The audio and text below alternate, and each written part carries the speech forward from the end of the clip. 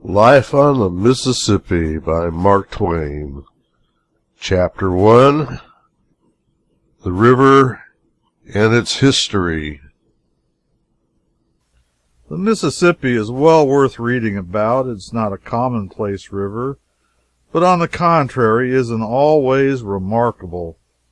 Considering the Missouri its main branch, it is the longest river in the world, 4,300 miles. It seems safe to say that it is also the crookedest river in the world, since in one part of its journey it uses up 1,300 miles to cover the same ground that the crow would fly over in 675. It discharges 3 times as much water as the St. Lawrence, 25 times as much as the Rhine, and 338 times as much as the Thames. No other river has so vast a drainage basin. It draws its water supply from 28 states and territories, from Delaware on the Atlantic seaboard, and from all the country between that and Idaho on the Pacific slope, a spread of 45 degrees of longitude. The Mississippi receives and carries to the Gulf water from 54 subordinate rivers that are navigable by steamboats and some hundreds that are navigable by flats and keels.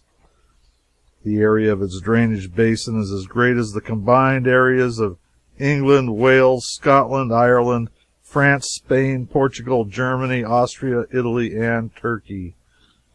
And almost all of this region is fertile. The Mississippi Valley proper is exceptionally so. It is a remarkable river in this, that instead of widening towards its mouth, it grows narrower and deeper. From the junction of the Ohio to a point halfway down to the sea, the width averages a mile in high water.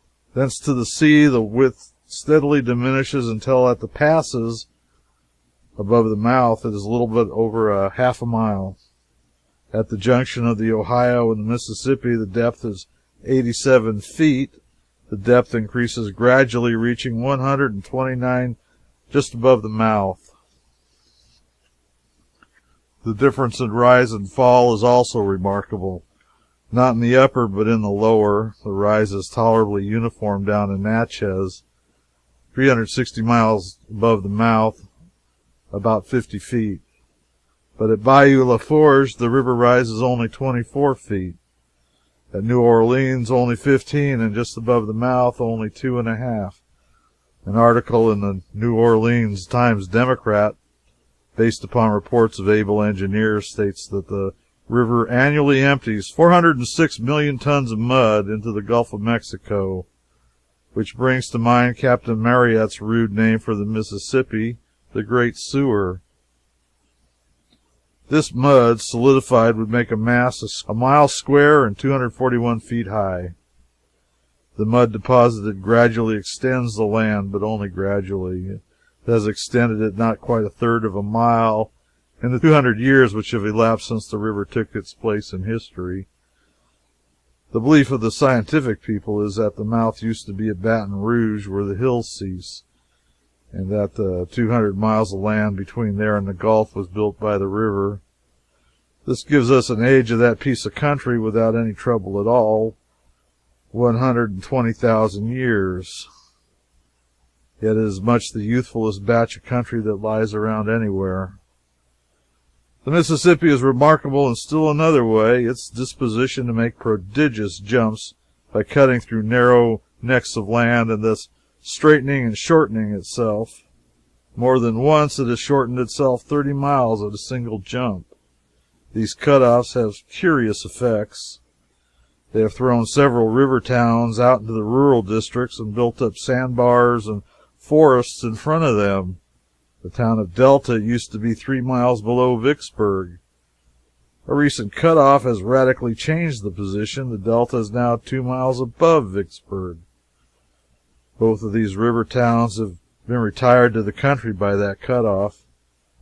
Cutoff plays havoc with boundary lines and jurisdictions. For instance, a man is living in the state of Mississippi today. A cutoff occurs tonight, and tomorrow the man finds himself and his land over on the other side of the river, within the boundaries and subject to the laws of the state of Louisiana. Such a thing happened in the upper river in the old times. It could have transferred a slave from Missouri to Illinois, made a free man of him. The Mississippi does not alter its locality by cutoffs alone. It's always changing its habitat bodily. It's always moving bodily sideways. At Hard Times, Louisiana, the river is 2 miles west of the region it used to occupy. As a result, the original site of that settlement is not now in Louisiana at all, but on the other side of the river in the state of Mississippi. Nearly the whole of that 1,300 miles of old Mississippi River, which La Salle floated down in his canoes 200 years ago, is good, solid, dry ground now. The river lies to the right of it in places and to the left of it in other places. And although the Mississippi's mud builds land but slowly down at the mouth, where the Gulf billows interfere with its work, it builds fast enough to better protected regions up higher. For instance, Prophet Island contained 1,500 acres of land 30 years ago. Since then, the river has added 700 acres to it. But enough of these examples of the mighty stream's eccentricities for the present.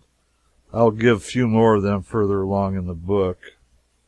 Let us drop the Mississippi's physical history and say a word about its historical history, so to speak. We can glance briefly at its slumbrous first epoch in a couple of short chapters, at its second and wider awake epoch in a couple more, and at its fleshiest and wide awake epoch in a good many succeeding chapters, and then talk about its comparatively tranquil present epoch and what shall be left of the book.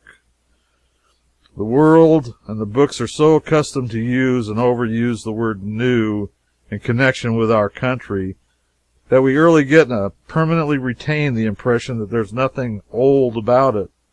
We do, of course, know that there are several comparatively old dates in American history, but the mere figures convey to our minds just no idea, no distinct realization of the stretch of time which they represent. To say that De Soto, the first white man who ever saw the Mississippi River, saw it in 1542 is a remark which states a fact without interpreting it. It is something like giving the dimensions of a sunset by astronomical measurements and cataloging the colors by their scientific names, and as a result you get the bald fact of the sunset, but you don't see the sunset. It would have been better to paint a picture of it. The date 1542 standing by itself means little or nothing to us. But when one groups a few neighboring historical dates and facts around it, he adds perspective and color, and then realizes that this is one of the American dates which is quite respectable for age.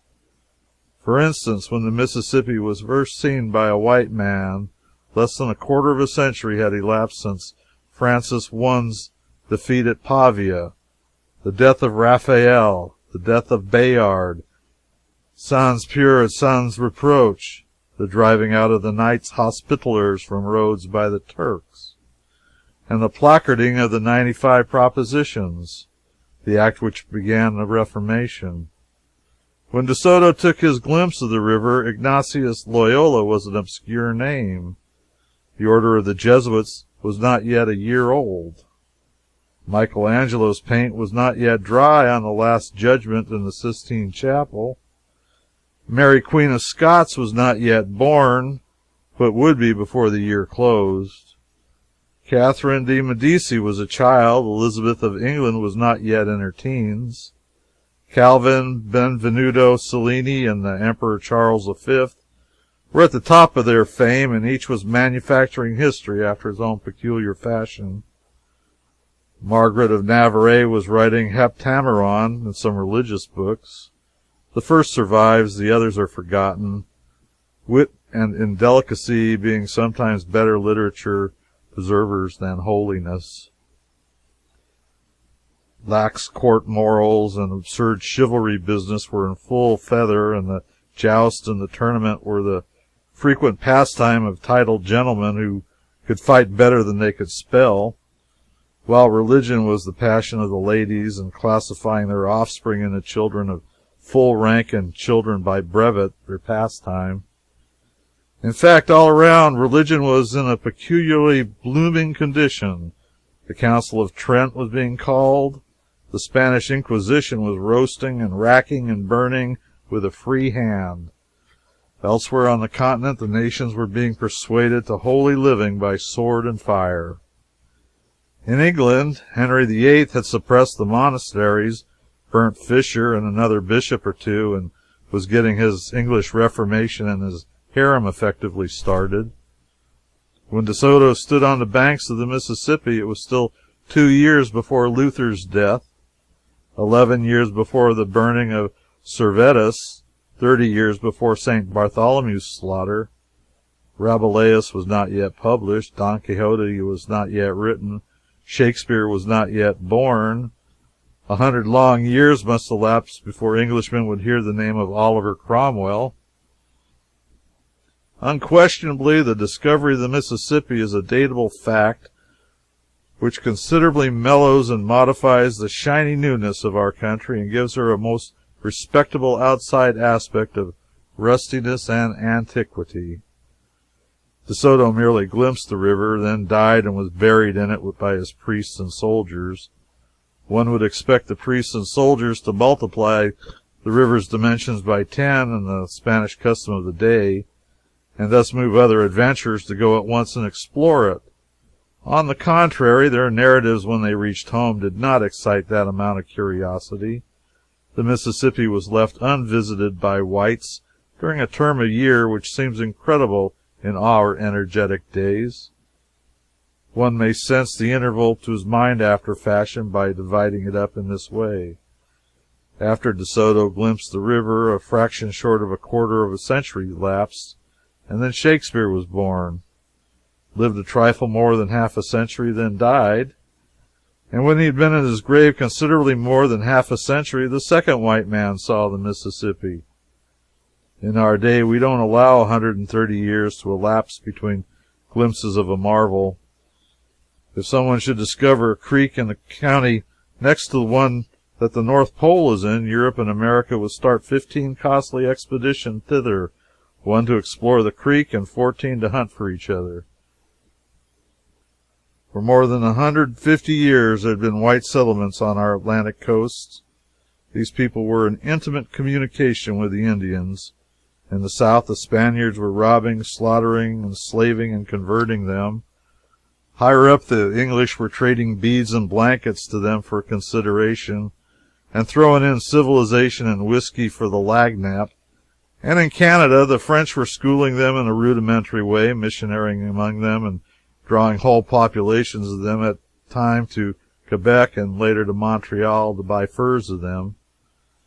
Necessarily, then, these various clusters of whites must have heard of the great river of the far west, and indeed they did hear of it vaguely, so vaguely and indefinitely that its course, proportions, and locality were hardly even guessable. The mere mysteriousness of the matter ought to have fired curiosity and compelled exploration, but this did not occur. Apparently nobody happened to want such a river, nobody needed it, nobody was curious about it, and so for a century and a half the Mississippi remained out of the market and undisturbed. When De Soto found it, he was not hunting for a river, and had no present occasion for one. Consequently, he did not value it or even take any particular notice of it. But at last La Salle, the Frenchman, conceived the idea of seeking out that river and exploring it. It always happens that way when a man seizes upon a neglected and important idea. People inflamed with a notion crop up all around. It happened so in this instance. Naturally, the question suggests itself, why did these people want the river now when nobody had wanted it in the 5 preceding generations? Apparently, it was because at this late date they thought they had discovered a way to make it useful. For it had come to be believed that the Mississippi emptied into the Gulf of California and therefore afforded a shortcut from Canada to China. Previously, the supposition had been that it emptied into the Atlantic or Sea of Virginia.